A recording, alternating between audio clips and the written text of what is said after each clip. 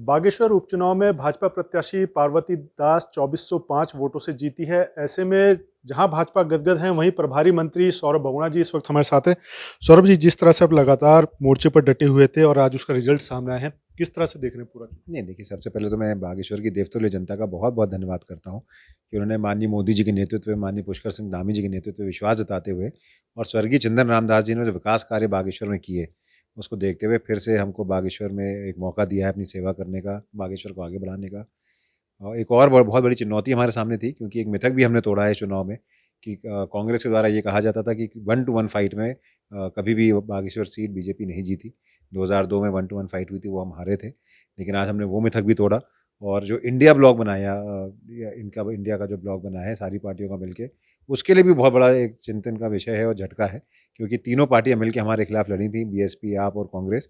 लेकिन फिर भी हम उस सीट को जीत के आए हैं। इसके लिए मैं देवतुल्य जनता का बहुत बहुत धन्यवाद करता हूँ। लेकिन कांग्रेस का कहना है कि वहां पर सहानुभूति है, उसकी बदौलत जीती है, हमारा वोट मार्जिन परसेंटेज बड़ा है, हमारे और कांग्रेस में और बीजेपी में ज्यादा फर्क नहीं। नहीं देखिए, मैं आपको जैसे बताया कि 1-to-1 फाइट में कांग्रेस से हम कभी जीते ही नहीं वो सीट। लेकिन आज हम वो सीट जीत के आए हैं। 3 पार्टियों ने मिलके हमारे खिलाफ एक संयुक्त कैंडिडेट दिया, बसंत कुमार जी को, और उसके बाद भी वो सीट नहीं जीत पाए। सिंपैथी लेने की कोशिश तो बसंत कुमार जी ने भी बहुत करी चुनाव में, मैं उसमें नहीं जाऊँगा, मैं किसी की पर्सनल हेल्थ पे कमेंट नहीं करूँगा।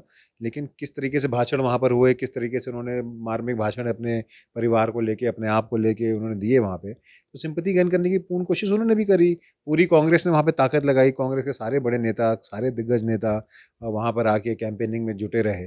तो ऐसा नहीं है कि कोई ये बहुत आसान चुनाव हमारे लिए था, लेकिन हमने ये प्रूव किया है कि बागेश्वर की जनता ने का विश्वास आज भी भारतीय जनता पार्टी की रीति नीति पर है, उनका विश्वास आज भी माननीय नरेंद्र मोदी जी के नेतृत्व पर है, और पुष्कर सिंह धामी जी और चंदन राम दास जी के द्वारा जो करे गए काम थे बागेश्वर में, उसको उन्होंने सराहाया है। सत्ता के दुरुपयोग के भी आरोप लगे हैं गवर्नमेंट पर कि बीजेपी की गवर्नमेंट थी, सत्ता का जमकर दुरुपयोग हुआ है, कई शिकायतें हैं जो पेंडिंग है।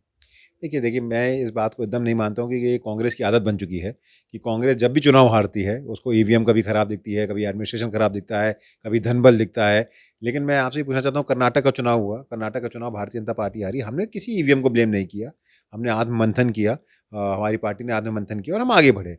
कांग्रेस का फेस वैल्यू इतनी खराब हो चुकी है आज के दिन कि जनता उस फेस वैल्यू पे वोट देने का विश्वास नहीं रखती है। इनको आत्ममंथन करना चाहिए, क्या इनकी कमियां हैं, कहाँ इनका संगठन है, क्यों ये चुनाव बार-बार हार रहे हैं, हर चुनाव लगातार जो हो रहा है उसमें ये हार रहे हैं। तो ये तो इनको आत्ममंथन करना चाहिए। अब आरोप लगाने से और अधिकारियों के ऊपर और पार्टी के ऊपर और धन के ऊपर आरोप लगा के, ये आप बार-बार इस आरोप पे चुनाव आप हार रहे हैं, तो आपको आत्ममंथन करिए कि क्यों हार रहे हैं भाई। हर बार 24-22 का चुनाव हुआ, 22 का चुनाव एक जनरल इलेक्शन था, उसमें कौन सा धन बल का पिरोग का आरोप नहीं है, उसमें कोई एडमिनिस्ट्रेशन का कोई आरोप नहीं है, लेकिन आप हारे। हम तो हमारी पूर्ण बहुमत के साथ सरकार बनी, तो कहीं न कहीं इनको आत्ममंथन करना चाहिए कि क्यों पब्लिक इनसे दूर हो रही है। लोकसभा चुनाव के लिए कितना महत्वपूर्ण मान रहे हैं इस जीत?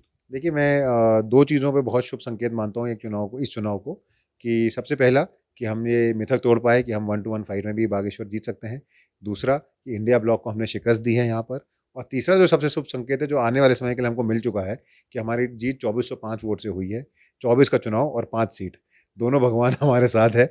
हम फिर 24 में जीतेंगे और पाँचों सीटें जीतेंगे। ये नंबर जो है 2405, ये कांग्रेस के लिए बहुत टेंशन का नंबर है। ये थे बागेश्वर के प्रभारी मंत्री सौरभ बहुगुणा जी, जिनका साफ तौर पर कहना है कि पार्वती दास बीजेपी प्रत्याशी के तौर पर वहां पर जीती है और जो उनको मैंडेट मिला है 2405 का, वो आने वाले लोकसभा के लिए एक महत्वपूर्ण फिगर साबित होगा। अपने सहयोगी रुपेश नेगी के साथ अजीत काम्बोज, देहरादून।